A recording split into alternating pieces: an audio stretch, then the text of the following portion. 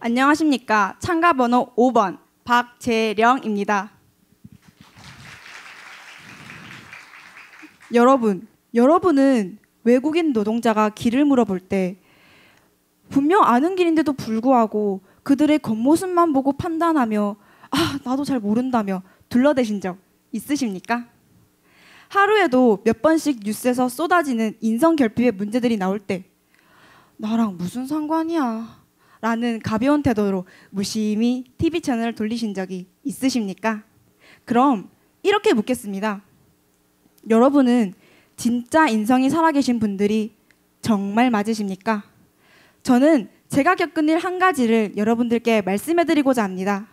제가 초등학교 3학년, 지금으로부터 10년 전 이야기입니다. 저는 학교를 마치고 여느 초등학생들과 같이 가벼운 발걸음으로 하교를 하고 있었습니다.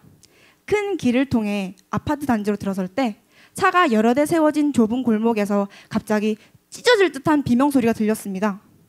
저는 단순한 호기심으로 그쪽으로 달려가 상황을 마주보았습니다.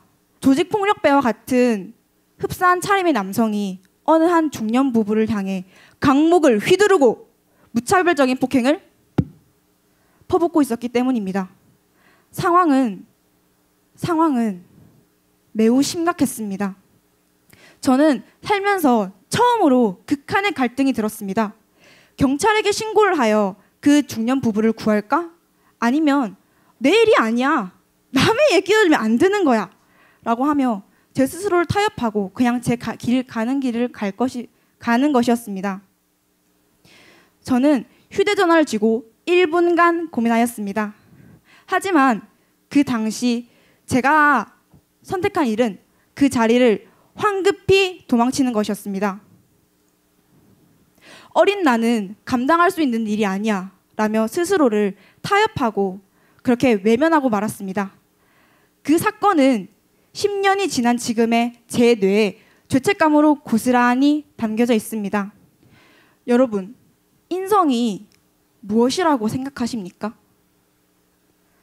내가 갖다 붙일 때만, 내가 필요할 때만 쓰는 것이 그런 단어가 인성이라고 생각하십니까? 저는 19년 인생을 살아오면서 단 한 번도, 그 작은 일 한 번도 인성과 관련되지 않는 일이 없었습니다. 그만큼 인성은 우리와 아주 밀접해 있고 가장 중요하고 가장 곁에 있어야 하는 그런 단어입니다.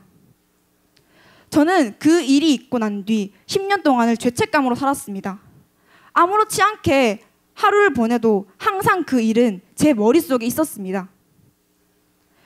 저는 그렇게 인성이 망가진 상태로 몇 년간을 살다가 도저히 안 되겠다. 나는 내 인성을 진짜 밝혀줄 곳을 찾아야겠구나. 그런 생각이 문득 들었습니다. 그렇게 많은 생각과 고심 끝에 제가 찾아낸 곳은 벤자민 인성영재학교였습니다. 벤자민 인성영재학교를 다니면서 인성에 대해 얼마나 중요한지 몸소 체험을 하였습니다. 너무너무 가슴 아픈 일이지만 그 일은 돌이킬 수가 없습니다.